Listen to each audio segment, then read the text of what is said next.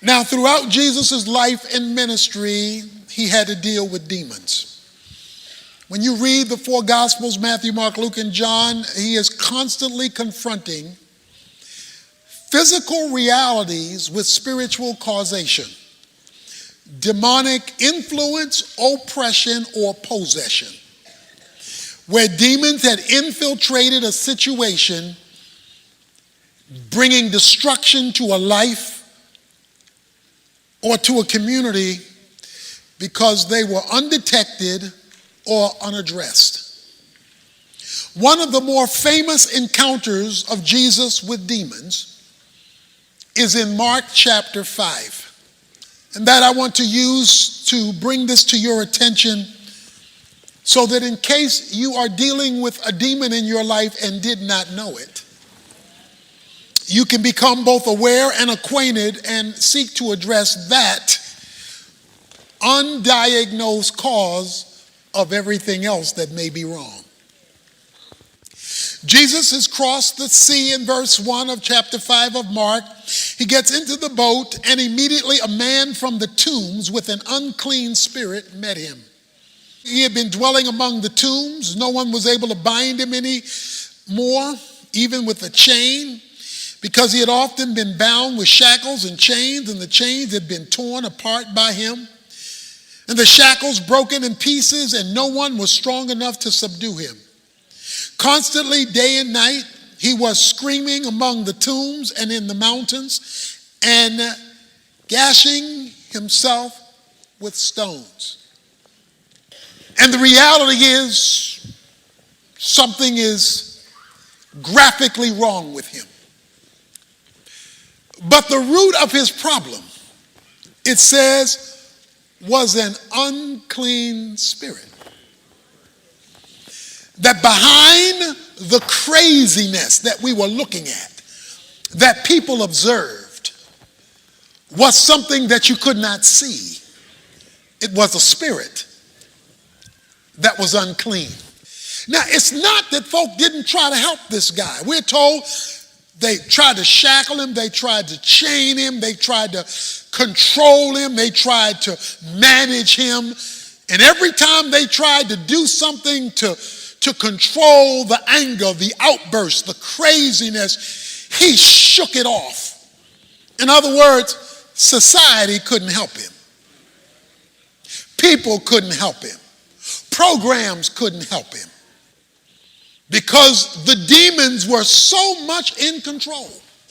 When you see yourself or others living an out of control life, this is not an out of control moment. This says day after day, night after night. In other words, crazy was his lifestyle. It was the way he operated. Then you must at least investigate whether you are dealing with demonic involvement. Now, the demon is described with his nickname, an unclean spirit. He's going to be called a demon later, but right now, he's just called an unclean spirit. And with that one phrase, we are introduced to the root of this man's problem. You see, demons go where dirt exists. So they look for uncleanness to make themselves at home. And when they come and infuse themselves through either influence, oppression, or domination and possession, they amplify what is already unclean. So it is unfortunate today that even though we're in church, we regularly have meals with the devil. And we don't even know he's been invited to dinner. Paul goes on to say in 1 Timothy chapter 4, verses 1 to 5, that the demonic world feeds on lies. See, the scripture says Satan is the father of lies. He is a liar from the beginning, and he's the father of lies, and any father has childrens. The demons, the ones who followed Satan in his rebellion against God, or the unclean spirits, gravitate toward lie. That's why it is in their interest to keep you from the truth, because they feed on lies. So this demon thing is real. The problem is it's unseen. It's invisible because it's spiritual. And this man's life has been taken over by the demonic. And he is now out of control. He's gotten worse and worse and worse. And I would like to submit to you things in our lives that are dirt, that go unaddressed, ongoingly unrepented of, invites demons. The demons come, make themselves at home, and begin to reorganize the furniture in our lives so that we are carrying out their bidding, not even knowing that it's them. And the way we know it is, it's getting worse and worse and worse, even while we're taking over-the-counter solutions. But because it's unseen and unfelt in terms of the spiritual nature of it, it goes unrecognized, unaddressed. This man, however, sees Jesus in verse 6. From a distance, he ran up and bowed down before him. So this man who's demon-possessed sees Jesus, and he comes down and he falls down on his knees in a posture of worship and submission. He bows down before Jesus in worship and submission, which creates a problem. Notice verse 7. And shouting with a loud voice, he said, "What business do we have with each other, Jesus, Son of the Most High God? I implore you by God, do not torment me." Okay, this now is getting very confusing. This is very confusing. The man runs and drops down in a posture of worship. But then the man says, "What do we have to do with you?" Wait a minute. I don't know if you follow that. The man, that's a singular, that's a he, dropped down in worship. But then the man says, "What do we have to do with you, O Son of God?" So what the man does is he drags his demons to Jesus, because the demons are inside of him. They're controlling him. But he brings his demons to Jesus. And so the question now is a group question. What do we have to do with you, O Son of God? Do not torment me. We didn't go back to singular. So we didn't go from singular to plural back to singular again. Because the man is battling with himself. When demons take over, but Jesus is brought into the equation, there is going to be an internal conflict between what you want Jesus to do and what the demons want to do. He says, "Do not torment me." And it is in this tormenting phrase that this man drags his demons to Jesus, and he's now wrestling, because the demons want to know, why you bring us here? We don't want this. Don't you torment us. What is the torment? Here it is. The spiritual is meeting the spiritual. For he had been saying to him, "Come out of the man, you unclean spirit." Jesus asked him in verse 9, "What is your name?" What is your name? Tell me your name. He's asking the man, him, what is your name? My name is Legion, for we are many. And we don't want to be tormented by you. Jesus is saying, come out of him. And he began to employ him. The man began to employ Jesus earnestly, not to send them out of the country. Now there was a large herd of swine feeding nearby on the mountain. The demons employed him, saying, "Send us into the swine so that we may eat them." Jesus gave them permission, and coming out of the unclean spirits, entered the swine. The herd rushed down the steep bank into the sea, about 2,000 of them, and they were drowned in the sea. Oh, there's so much here. Number one, the demons asked for permission. That's because even the devil can't do anything without God allowing it. They asked for permission. And what they asked for is, if you're going to make us leave this man, give us another place to go. Because as you see in the movies, demons need hosts. They need something alive in order for them to express themselves. Because they are spirit. They're invisible, although they are persons. They have intellect, emotion, and will. So they are persons, but they are invisible persons. And so they need a visible thing in order to express themselves on earth. So Luke chapter 11, verses 24 to 26 says that when they're in waterless places, that is places without life, where there's no water, there's no life. When they're in waterless places, no life, they're looking for a place. They've got to express themselves, and so when they see dirt in our lives unaddressed, then they come upon us so that they can express their uncleanness in our uncleanness, making our uncleanness worse than the uncleanness it was before they arrived. And so they express themselves in us. Jesus says, "Come out." They say, "Well, will you allow us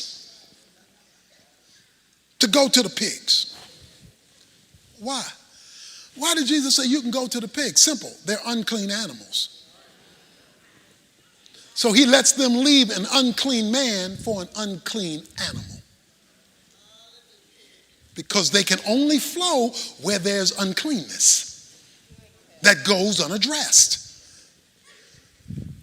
When they enter the swine, they go hog wild and pig slop crazy. It says they run downhill and drown themselves. Because the goal of demons, one, is to always take you downhill. It is to devolve your life, defeat your life, ravel up and tie up your life, destroy your life. Demons have one goal, that is, you go down. And their ultimate goal is suicide. It says that the pigs went out down the hill and drowned themselves. The difference between the pig and the man is that the pig doesn't have a soul and the man does. So there was some resistance in the man that does not exist in the pig. So when they went to the unclean pig committed suicide. But Jesus comes along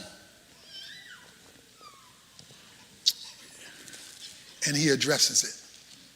Because he addresses the spiritual cause, not merely the physical symptoms. The enemy looks for spaces, And we've all given him some at some time or another. He doesn't need a lot of space. He just needs it to be open and dirty. And if it is, he will seek to enter that space, bring his family behind him in order to bring demonic downturn into our lives.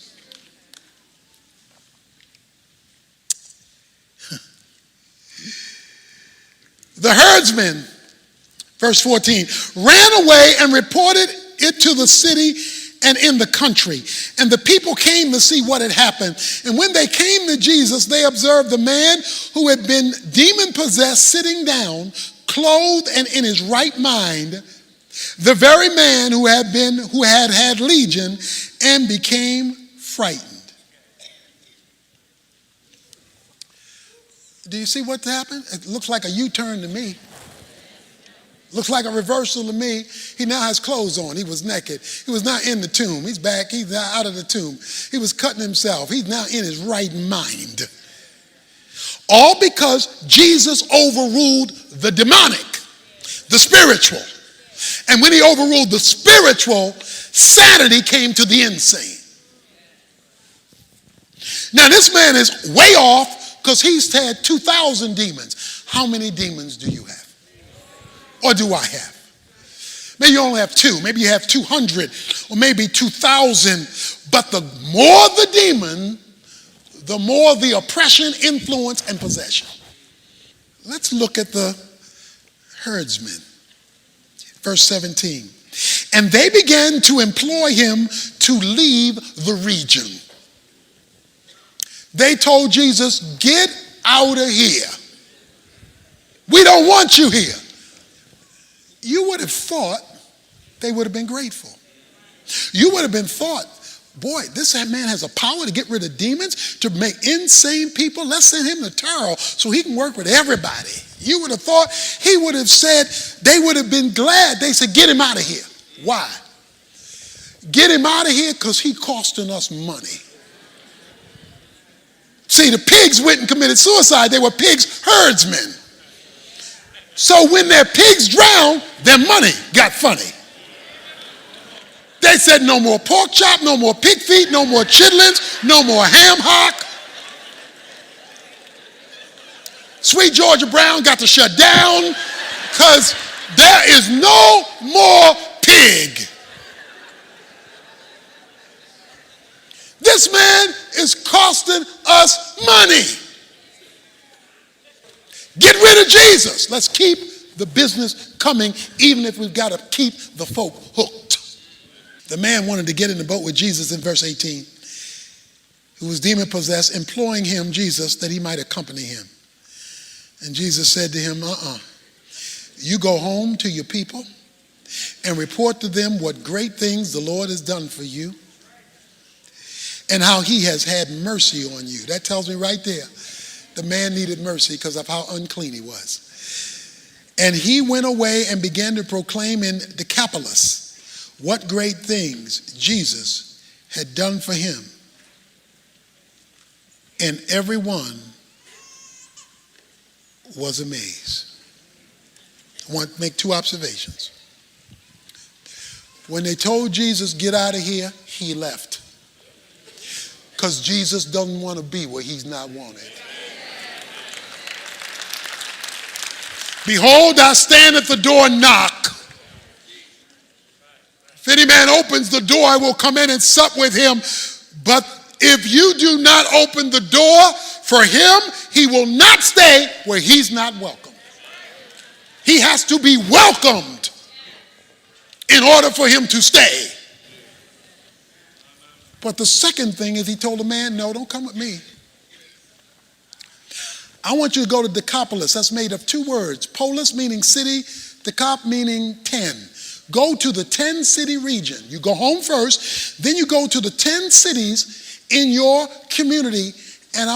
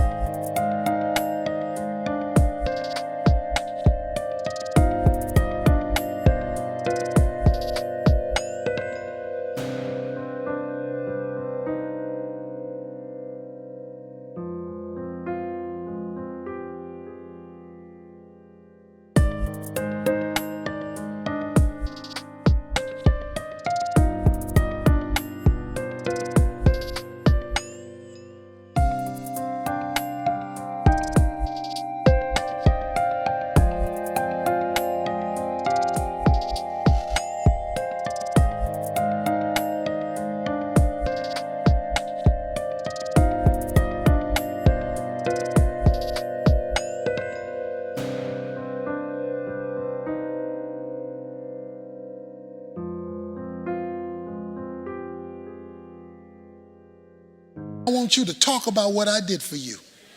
So here's the deal. I challenge you to approach the downward hill of your life spiritually first. Do that first. Let's get to the right question first, the whole first, and see if there's a demonic thing by throwing.